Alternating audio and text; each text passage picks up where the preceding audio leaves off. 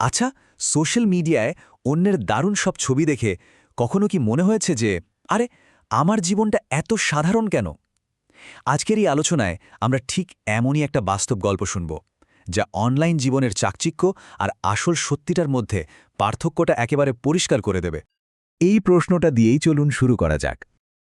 আচ্ছা, ইনস্টাগ্রাম বা Facebook scroll করতে করতে অন্যের সাফল্য, ঘোরাঘুরি আর আনন্দের ছবি দেখে যদি কখনো নিজের জীবনটাকে একটু ফিকে মনে হয়ে থাকে, তাহলে আজকের এই গল্পটা হয়তো আমাদের ভাবনার জগৎটাকে একটু হলেও বদলে দেবে।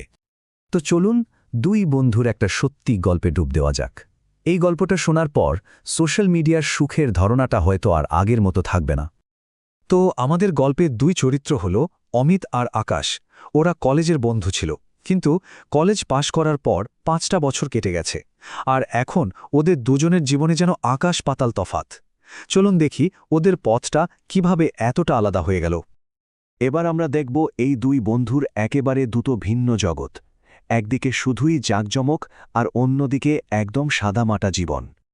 অমিতের সোশ্যাল মিডিয়া প্রোফাইলটা দেখলে মনে হবে যেন স্বপ্নের দুনিয়া, মানে দামি রেস্টুরেন্টে ডিনার, ব্র্যান্ডেড বাইক নিয়ে লং ড্রাইভ, স্টাইলিশ সব পোশাক। ছবিতে ছবিতে প্রোফাইলটা একেবারে ভর্তি, আর তার প্রত্যেকটা পোস্টে হাজার হাজার লাইক, কমেন্টের বন্যা বয়ে যায়। পুরনো বন্ধুরা তো ওকে দেখে রীতিমতো জেলাস ফিল করে। আর ঠিক তার উল্টো ছবিটা হলো আকাশের। সে একটা সাধারণ চাকরি করে, খুব শান্ত জীবন কাটায়। তার প্রোফাইলে হয়তো পরিবারের সাথে কাটানো কিছু ঘরোয়া মুহূর্তের ছবি খুঁজে পাওয়া যায়। মানে অনলাইনের ওই চাকচিক্য থেকে সে অনেক অনেক দূরে। এই যে দেখুন, পার্থক্যটা কত পরিষ্কার। একদিকে অমিত, একজন জনপ্রিয় ইনফ্লুয়েন্সার, যার পোস্টে হাজার হাজার লাইক, আর অন্যদিকে আকাশ, সাধারণ একজন চাকরিজীবী, যার পোস্টে হয়তো 50টা লাইকও পড়ে না। বাইরে থেকে দেখলে তো মনে হবে অমিতই সফল, তাই না?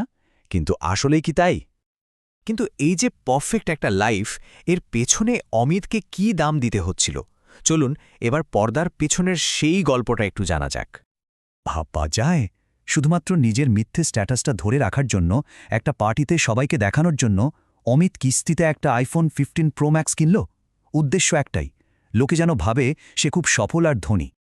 কিন্তু পার্টির ওই ঝলমলে আলো নিভে যাওয়ার পর অমিত যখন বাড়ি ফেরে, তখন তার আসল চেহারাটা বেরিয়ে আসে। সে ফেরে তার সেই ছোট্ট ভ্যাপসা এক কামরার ফ্ল্যাটে, একেবারে একা।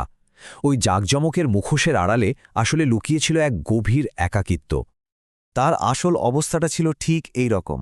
মাথায় ক্রেডিট কার্ডের বিলের বোঝা, 3 মাস ধরে বাইকের ইএমআই বাকি, বাড়ি ভাড়াও দেওয়া হয়নি, এমনকি যে দামি ডিনারের ছবি সে পোস্ট করেছে তার বিল দেওয়ার টাকাও তার কাছে ছিল না। হাজার হাজার ফলোয়ার, কিন্তু মন খুলে কথা বলার মতো সত্যিকারের একটাও বন্ধু নেই। এরপরেই অমিতের জীবনে এমন একটা মুহূর্ত আসে, যা তাকে তার নিজের তৈরি করা এই মিথ্যে দুনিয়ার মুখোমুখি দাঁড় করিয়ে দেয়। ঠিক তার পরদিন সকালে অমিত রাস্তার ধারে আকাশকে দেখতে পায়। আকাশ তার বাবার সাথে বসে চা খাচ্ছে। দুজনেরই পরনের সাধারণ পোশাক, কিন্তু মুখে কি অদ্ভুত এক শান্তি। এই সহজ সুন্দর দৃশ্যটা অমিতের ভেতরটাকে একেবারে নাড়িয়ে দিয়ে যায়। আকাশ তাকে দেখে ডাকতেই অমিত আর নিজেকে ধরে রাখতে পারে না।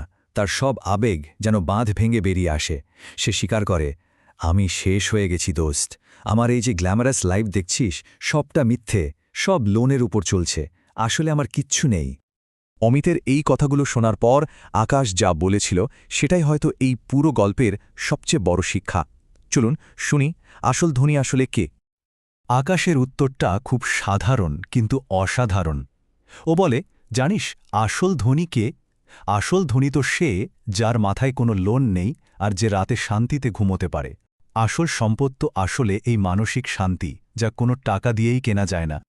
আকাশ আরও বলে, মাসের শেষে বাবার হাতে সামান্য কিছু টাকা তুলে দেওয়ার পর তার মুখে যে হাসিটা ফোটে, সেই হাসিটা যে কোনো দামি আইফোনের চেয়েও অনেক বেশি মূল্যবান।